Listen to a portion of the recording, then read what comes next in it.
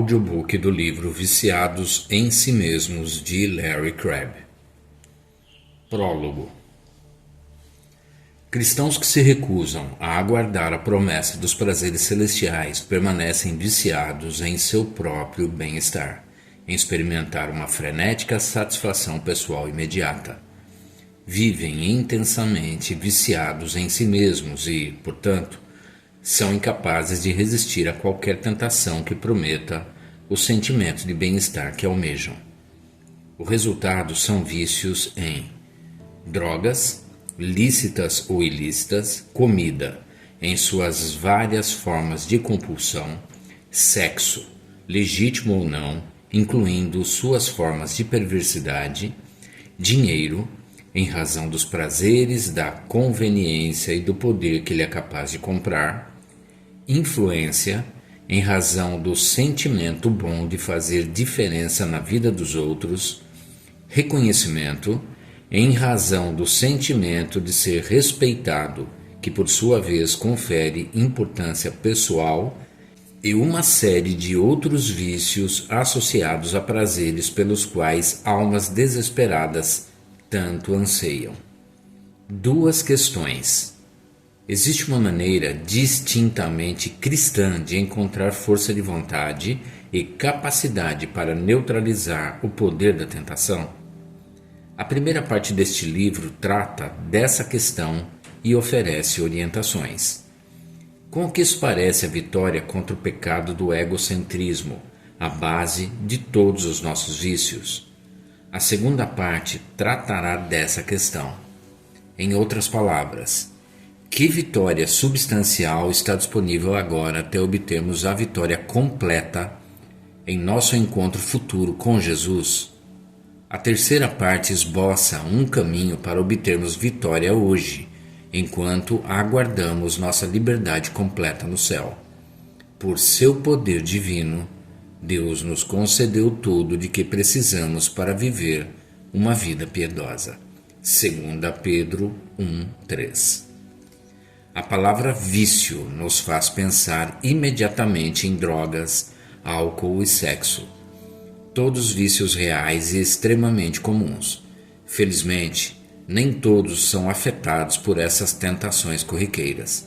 A maioria de nós, talvez uma maioria não muito grande, consome apenas drogas receitadas por médicos, aprecia ocasionalmente uma taça de vinho ou algumas cervejas assistindo a uma partida de futebol na televisão e pratica atividade sexual exclusivamente dentro dos limites morais estabelecidos.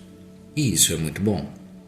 A má notícia, porém, é que existe um vício raramente reconhecido que atua de modo sorrateiro, em maior ou menor grau, em praticamente todos os seres humanos desde Adão e Eva, salvo uma única exceção. Desde a saída do Jardim do Éden, todo ser humano já chega ao mundo com o vício obstinado de buscar seu próprio bem-estar. Vivemos então viciados em satisfazer todos aqueles anseios que somos incapazes de recusar ou de reprimir. Para entender e reconhecer como esse vício se apresenta, precisamos nos lembrar de que somos seres relacionais, criados à imagem de um Deus trino e relacional. É natural, portanto, e de modo algum errado, buscarmos satisfazer por meio de nossos relacionamentos o que não podemos satisfazer por conta própria. Entretanto, há um problema. Não mais buscamos em Deus a satisfação que nossa alma relacional anseia e que nos libertaria para nos concentrarmos em buscar satisfação nos demais relacionamentos que Deus providenciou para nós. Em razão de não mais recorrermos a Deus para a satisfação de nossos anseios mais profundos, hoje buscamos e até nos sentimos no direito de satisfazer nossa alma por meio do relacionamento com os outros. Mas isso não funciona. Afinal, dois falidos que recorrem um ao outro em busca de apoio financeiro acabarão em situação pior. Por conseguinte, A vida ensinou o ser humano a proteger-se para não ser machucado pelos outros, buscar nos outros tudo que promove a imagem que o indivíduo criou para si, preservar essa imagem por meio de aparências e revelar aos outros somente o que convém. O resultado? Pecado relacional. Nosso fracasso em amar os outros conforme Jesus nos amou. Trata-se de um vício humano universal, uma epidemia. Relacionamo-nos em atitude egoísta de autoproteção com o objetivo de não nos machucarmos. Buscamos exaltar nossa fragilíssima autoestima por meio de relacionamentos de conveniência. Usamos nossa autopreservação como escudo para evitar danos à nossa autoimagem.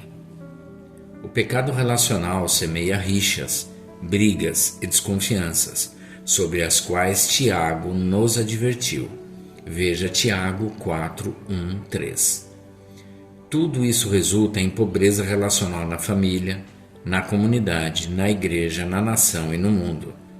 A questão central é esta. Meu propósito ao escrever este livro é trazer um estímulo para nos distanciarmos do pecado relacional e nos movermos para uma relação de santidade em que assumimos o compromisso de agradar a Deus pela maneira de nos relacionarmos com Ele e com os outros, em uma vida de adoração ao Senhor e edificação ao próximo. Aguardar o céu para satisfazermos nossos anseios relacionais mais profundos, quando finalmente amaremos Deus e os outros de uma forma completa, nos dará forças para enfrentar nosso vício em drogas, álcool e sexo. Se substituirmos a pobreza relacional por riqueza relacional, em uma superação cada vez maior de nosso vício universal em nós mesmos, nosso vício relacional incurável será corrigido pela disposição de aguardar o céu para satisfazermos tudo que não é possível satisfazer agora.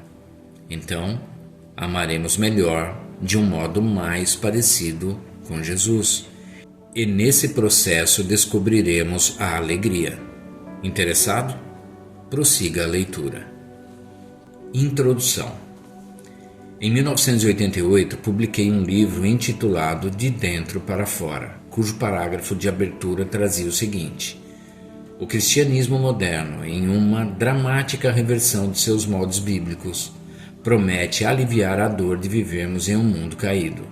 A mensagem, quer de fundamentalistas que exigem vivermos por meio de um conjunto de regras específico, quer de carismáticos que insistem em uma submissão maior ao poder do Espírito, é geralmente a mesma.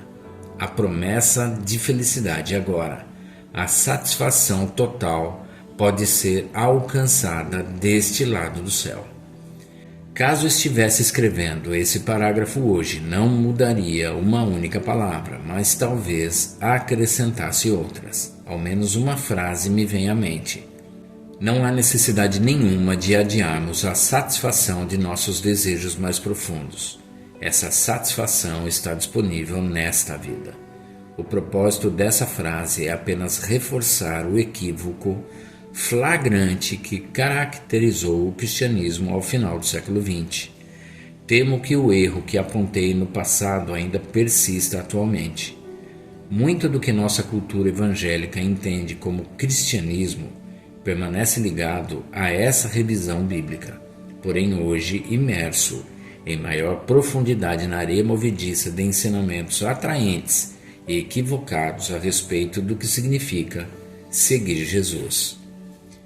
Com o tempo, há as compulsões que brotam. Nesse sentido, quero começar este livro com um parágrafo atualizado para salientar o que me parece ser um problema mais premente hoje. É um parágrafo um pouco mais longo que o anterior, para enfatizar que hoje talvez estejamos ainda mais apartados do caminho que no passado. O cristianismo moderno, em seu enfoque equivocado de usar Deus para nos proporcionar uma vida melhor, perdeu a paixão pela ávida esperança do retorno de Jesus, quando todas as coisas serão renovadas. Por que aguardar o porvir, se por meio das bênçãos de Deus podemos fazer a vida atual funcionar a nosso favor? Basta apresentar esses acordos a Jesus em oração para que Ele, à direita do Pai, oriente o Espírito de Deus para fazer que as circunstâncias da vida tragam felicidade para seus seguidores. Consequentemente, hoje podemos contornar toda e qualquer necessidade de lamentação. Em muitas igrejas, pregações motivacionais e música animada vêm conduzindo seus membros e cultos de empolgação. A partir disso, uma ideia perigosa e equivocada, embora sutil, tem se infiltrado no cristianismo moderno. A capacidade de amar bem e o poder de se alegrar depende de circunstâncias favoráveis, circunstâncias prometidas por Deus para uma vida boa. Nesse sentido, o papel do Espírito de formar Cristo em nosso íntimo é minimizado, se não eliminado. Teria o cristianismo moderno se adaptado ao nosso vício em nós mesmos, ao mesmo tempo que nos induz a crer que somos pessoas maduras e esclarecidas? Era para ser somente um parágrafo, mas acabei escrevendo 2.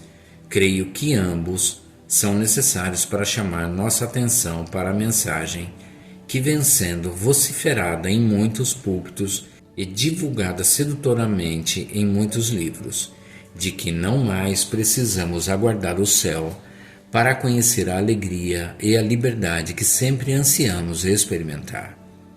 Se o que mais desejamos está totalmente disponível agora, não há necessidade de trabalharmos arduamente para permanecermos fiéis a Deus e prestativos ao próximo. Ambas as coisas fluem de modo natural em nossa vida agradável e abençoada por Deus. Nossa cultura optou por um cristianismo descuidado, uma religião que descartou, entre outras disciplinas essenciais, aquela autoavaliação rigorosa que revela nossa podridão e nosso impacto sobre os outros. Essa disciplina, quando praticada, nos conduz à alegria do arrependimento, que por sua vez nos afasta do egocentrismo em nossos relacionamentos e nos leva a uma humildade centrada no outro. É comum vivermos concentrados em nosso próprio bem-estar, incuravelmente viciados em nós mesmos, e por acreditarmos que Jesus também compartilha dessa nossa prioridade, cremos que estamos vivendo a vida cristã.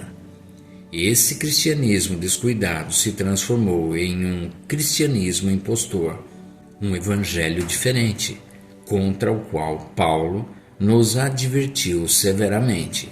Veja Gálatas 1:6.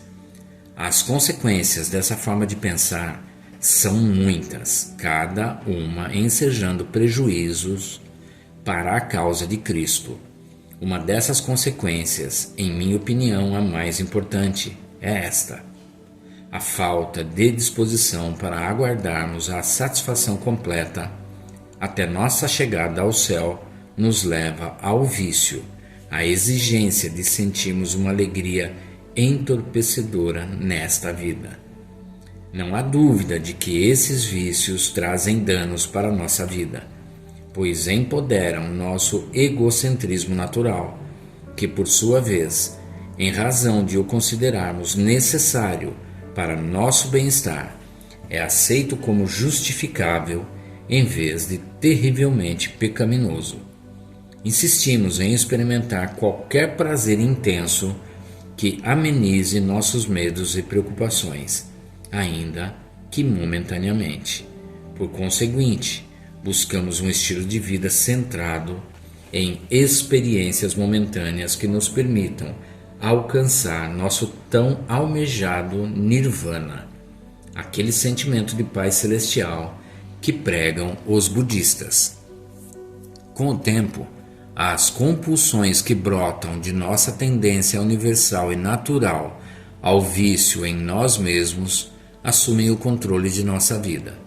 Então, a energia e a motivação necessárias para servir à causa de Cristo se esvaecem. Essa é a má notícia. A boa notícia é que o cristianismo bíblico provê uma saída desse lamaçal: aguardar. Só que aguardar a chegada do céu para satisfazer os anseios mais profundos do nosso coração é uma atitude fora de moda. Contudo, aprender a aguardar ansiosamente pelo retorno do Senhor é essencial para superar a raiz da exigência que alimenta todos os vícios. Apesar disso, mesmo quando escrevo essas palavras, que creio serem verdadeiras, percebo em mim uma hesitação desconfortável. Afinal, falar é bem mais fácil que fazer. Nosso anseio por mais nos impulsiona a buscar satisfação com urgência. E existem muitas maneiras de adquirirmos experiências, ainda que forjadas e temporárias, para acalmar as necessidades de nossa alma sedenta. Aguardar se torna ainda mais difícil e lógico até, diante do luto por uma perda, do desânimo por um revés, do ressentimento por uma injustiça ou simplesmente de aborrecimentos com a vida. É em momentos como esses que nos defrontamos com a forte tentação de buscar quaisquer prazeres momentâneos e entorpecedores. É o pecado nos convidando calorosamente para desfrutarmos suas delícias. Escrevo este livro com o propósito de descobrir o que será necessário para antecipar de modo cativante a satisfação plenamente disponível no céu, que nenhuma dificuldade por nós enfrentada poderia nos induzir à tentação de correr atrás de alívios, por mais irresistíveis que pareçam. Jamais encontrei em livros cristãos, em psicologia cristã ou em escolas de pensamento cristão uma resposta para essa questão que funcionasse para mim. Apesar disso, faço uma advertência.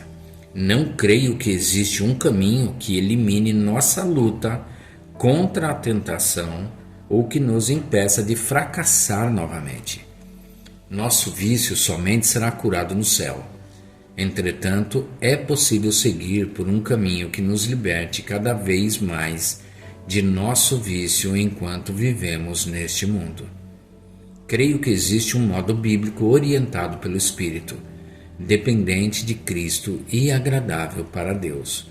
Se superarmos nossos vícios a ponto de sermos capazes de levar uma vida significativa e transbordante de poder sobrenatural para os outros. A perspectiva de descobrir esse modo de viver me traz ânimo e transforma minha atividade de escrever em uma aventura espiritual.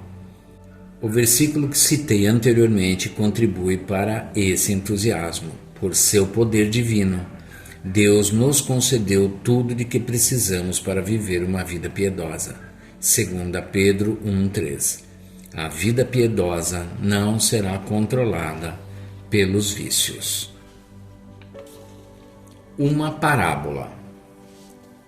Era uma vez um homem bom, um cristão decente que, como todos os homens, cristãos ou não, ansiava por respeito. Todavia, muitas perguntas o incomodavam. Sou digno da atenção dos outros? Sou importante? Ele ansiava por ser conhecido, por ser respeitado, por ser estimado. Eram anseios autênticos e profundos. Apesar disso, o homem tinha medo de ser conhecido plenamente. Estava convencido de que, caso alguém o conhecesse como realmente era, ele sentiria uma vergonha enorme e merecida diante da repugnância com que essa pessoa o trataria. Não obstante, continuava ansiando pelo impossível, ser plenamente conhecido por alguém que se aproximasse e jamais se afastasse. Por que sonhar com o impossível? Melhor se esconder atrás de uma fachada, de uma aparência de força e de confiança, talvez até de compaixão e preocupação com os outros. Melhor viver para buscar qualquer satisfação que pudesse obter por conta própria e algumas vezes até usando os outros. Enfim, qualquer coisa para aliviar o vazio de uma sede insaciável, de uma dor insuportável. E se tudo falhasse em trazer o alívio desejado, a pornografia sempre funcionava. Seria ele um viciado em sexo? Essa possibilidade lhe pesava na consciência, mas ele sabia silenciar a voz da condenação. Afinal, o alívio de sua sede parecia necessário e, portanto, justificável. Viver vazio e exausto em meio a desejos insatisfeitos era algo intolerável. Era uma vez uma mulher piedosa, uma cristã competente que, como todas as mulheres, cristãs ou não, ansiava por atenção. Todavia, muitas questões a incomodavam. Será que as pessoas desejarão minha companhia depois de perceberem quem sou? Tenho valor pelo que sou? Ela ansiava por se tornar visível para os outros, ser notada, apreciada. Eram anseios autênticos e profundos. Apesar disso, tinha medo de ser conhecida plenamente. Porventura, alguém que observasse seu íntimo seria capaz de desvendar a beleza de seu ser, de sua alma, uma beleza valorosa que fosse desejada por alguém que estivesse em busca de um relacionamento relevante, um parceiro para compartilhar um objetivo de vida maior. Caso se tornasse visível, por acaso não se sentiria desprezada quando percebesse os outros se afastando dela? Ainda assim, não conseguia parar de desejar o impossível, ser conhecida plenamente por outra pessoa que a acolhesse com respeito e apreço por quem ela era. Contudo, havia o risco de esse sonho impossível trazer sentimentos de vazio e solidão. Melhor se esconder dos outros atrás de uma fachada, de uma atitude amigável e social. Quem sabe acompanhada de alguma realização profissional acrescida de uma aparência de força e determinação. Qualquer coisa para aliviar o vazio dolorido de anseios não satisfeitos, de uma sede profunda e insaciável. Caso não conseguisse silenciar seu enorme anseio por meio da satisfação de sedes menores, quem sabe uma demonstração intencional de sensualidade fosse capaz de produzir uma aparência convincente de satisfação verdadeira. Mas valeria a pena se rebaixar desse jeito? Isso arruinaria quase toda a autoestima que ainda lhe restava. Talvez não houvesse outra saída. Viver em meio ao vazio de uma dor agonizante e exausta por uma sede insaciável era algo que ela não conseguiria suportar. De repente, ambos ouviram uma voz, um clamor que parecia vir do céu. Você pode continuar lutando contra a dor em seu coração e a sede em sua alma como se fossem coisas insuportáveis. Nesse caso, você vai aderir e ceder à tentação que entorpece a dor e alivia a sede. Saiba, porém, que jamais o amarei menos. Contudo, você não obterá a liberdade de descansar em meu amor. Se continuar na estrada em que se encontra agora e que traz mera ilusão de vida, sua alma encolherá. Sua energia, sua paixão e sua disposição de amar diminuirão, corrompidas pela maldade do egocentrismo que o afasta dos outros e o direciona para si mesmo.